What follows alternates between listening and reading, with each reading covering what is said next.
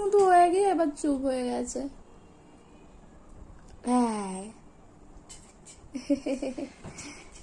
কিলে কিলে এই এই এই এই এই এই এই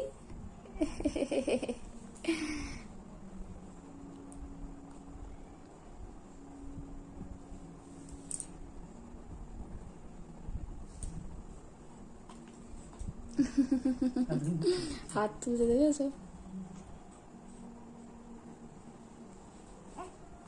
আর ডান দিকে ঘুরতে পারছে না। ঠিক আছে।